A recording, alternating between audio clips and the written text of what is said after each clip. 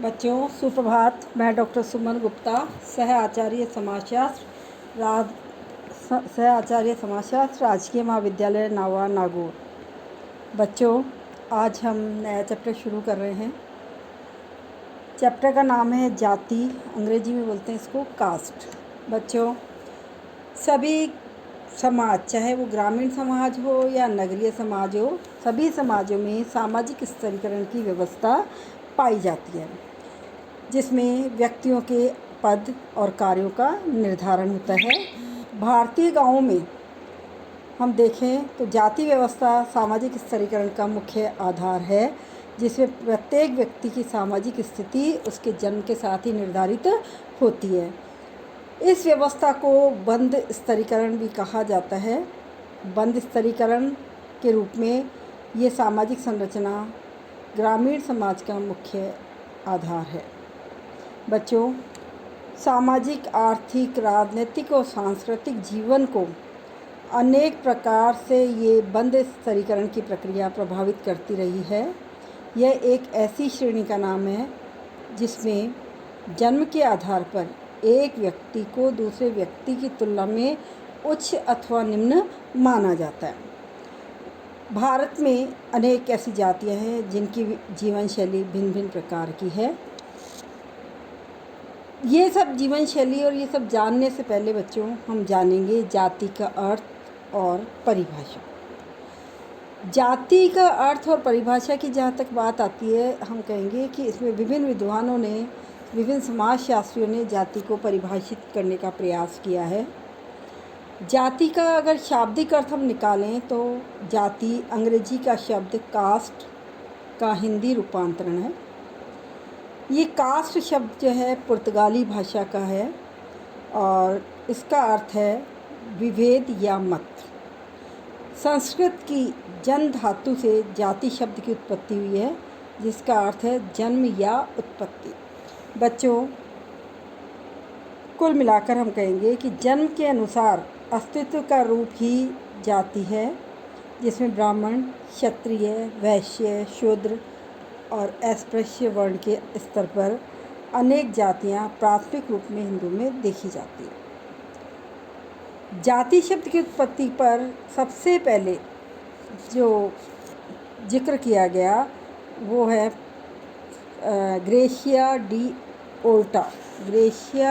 ओल्टा ने सन 1665 में सबसे पहले इसका जिक्र किया था और इसके बाद फ्रांस के विद्वान अबे डुबोis ने इस अवधारणा का प्रयोग प्रजाति के रूप में किया था या प्रजाति के संदर्भ में किया।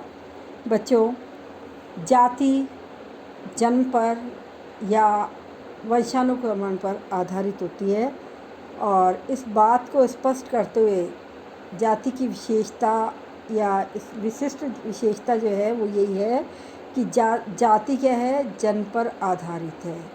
अर्थात जो व्यक्ति जिस जाति में जन्म लेता है वह जीवन पर्यंत उसी जाति का सदस्य बना रहता है। इसकी सदस्यता को कोई भी परिवर्तित नहीं कर सकता है। बच्चों, जहाँ तक परिभाषा की बात कर रहे थे हम, चार्ल्स कूले ने कहा कि जब एक वर्ग पूर्णतया वंशानुक्रम पर आधारित होता है तो उसे जाति कहा जा सकता है। दूसरी तरफ मजूमदार और मदान ने भी जाति को परिभाषित किया और उन्होंने कहा जाति एक बंध वर्ग है। बच्चों, जाति एक बंध वर्ग है और इसलिए हम कहेंगे जाति जन्म एवं अंतर विवाह पर आधारित होती है। अर्थात केतकर कहते हैं जाति एक ऐसा सामाजिक समूह है जिसकी मुख्यतः दो विशेषताएं होती हैं। पहला तो जाति की सदस्यता केवल उन व्यक्तियों तक ही सीमित होती है जो सदस्य उसमें जन्म लेते हैं। अर्थात उसमें एक विशेष वर्ग, एक विशेष समूह में पैदा हुए व्यक्ति ही इसमें सम्मिलित होते हैं। दूसरा जो खास बात है वो ये है कि सदस्य एक कठोर सामाजिक नियम के द्वारा समूह के बाहर विवाह करने से रोक दिए जाते हैं। अर्थात जाति का सदस्य जाति में ही विवाह करेगा। हटन ने कास्ट इन इंडिया बच्चों, हटन की किताब का नाम है कास्ट इन इंडिया। इसमें इन्होंने जाति की आलोचना की और जाति की परिभाषाओं की आलोचना और मूल्यांकन करते हुए कहा कि जाति जो है, जाति को अगर हमें समझना है, जाति की कुछ विशेषताओं पर जाना पड़ेगा हमें। और जैसे जो प्रमुख विशेषताओं का जिक्र उन्होंने किया, जाति जन्म पर आधारित सदस्यता, अंतर्विवाह, वंशानुगत व्यवसाय पर आधारित होती है।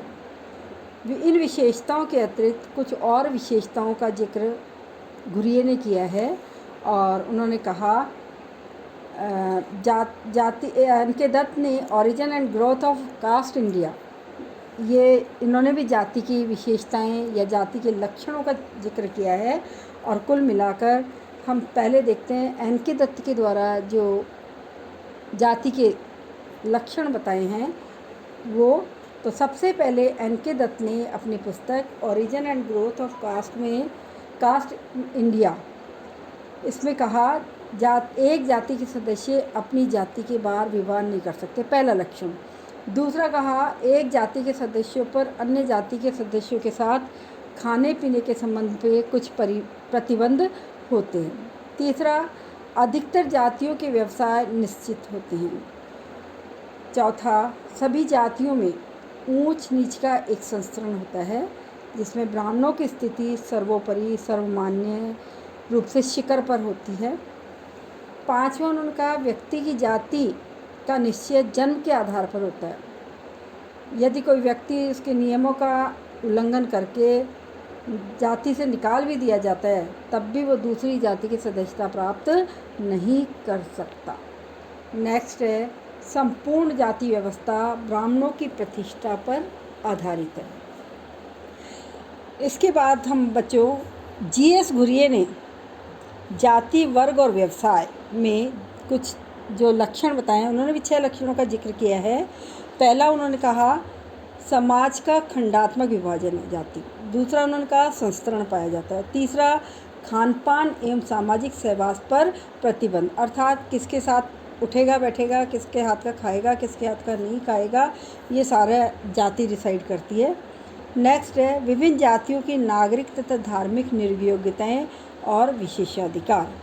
पांचवा है व्यवसाय के स्वतंत्र चुनाव का अभाव, अर्थात व्यक्ति जाति जो जिस जाति में जन्म लेता है वो उसका व्यवसाय जन्म से ही निर्धारित हो जाता है, बाद में वो अपनी इच्छा से किसी व्यवसाय का चयन नहीं कर सकता है। इसके बाद अंतिम बात है विवाह पर प्रतिबंध। तो बच्चों, अपन ने देखा कि विवाह भी एक व्यक्ति अपनी जाति में ही करेगा, जाति से बाहर विवाह करने की इसको स्वीकृति नहीं दी जाती है।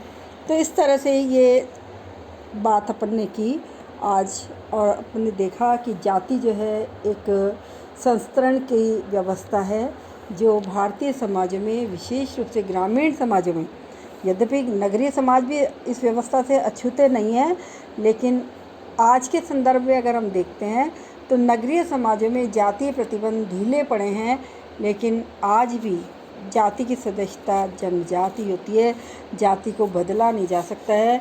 ये बात अलग है कि अब अंतर्जातीय विवाह और व्यवसायों में इनमें थोड़ी छूट हुई है, तो इसलिए ये सारी बात आज हमने की, अर्थात जाति क्या है, जाति की परिभाषा, जाति की लक्षण। और कल हम करेंगे बच्चों जाति की विशेषताओं का जिक्र। आज के लिए इतना ही, धन्यवाद।